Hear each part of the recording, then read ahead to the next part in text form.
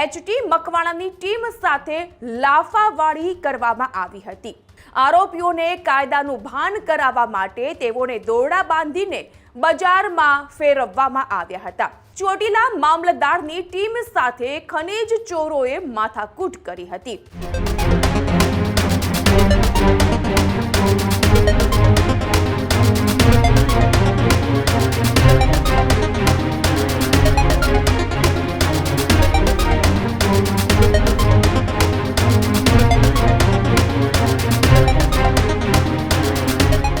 વાત હવે સુરેન્દ્રનગરની।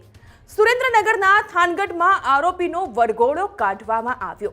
નાયબ મામલતદારની ચેકિંગ ટીમને આરોપીઓ દ્વારા ધમકી આપવામાં આવી હતી, ત્યારે એ જ આરોપીઓનો વરઘોડો કાઢવામાં આવ્યો છે।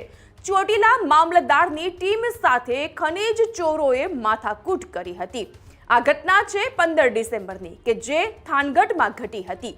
એચટી મકવાણાની ટીમ સાથે લાફાવાળી કરવામાં આવી હતી, ત્યારે ભરત અલગોતર અને જયપાલ સામે આ સમગ્ર મામલે ફરિયાદ દાખલ કરવામાં આવી।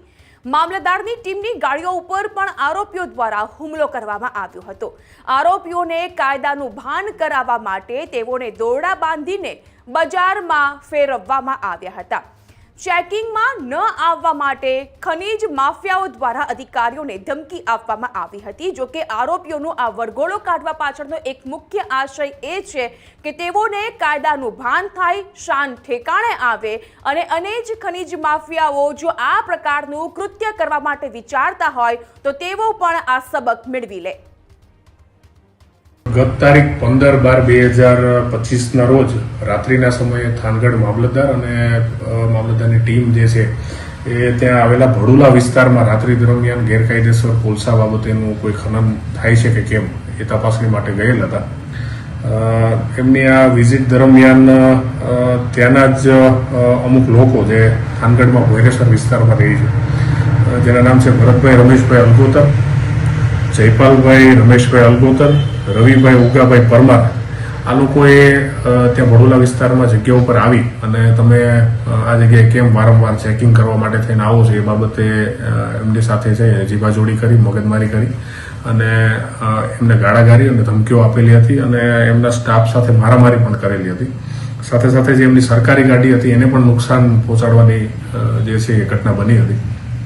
આ સમગ્ર ઘટનાના આધારે થાનગઢ પોલીસ દ્વારા બીએનએસની કલમ 115(2), 121(1), 221, 352, 324(3), 54 અને જીપી એક્ટ 135 મુજબનો ગુનો જે છે એ તાત્કાલિક દાખલ કરવામાં આવેલો હતો। ત્યારબાદ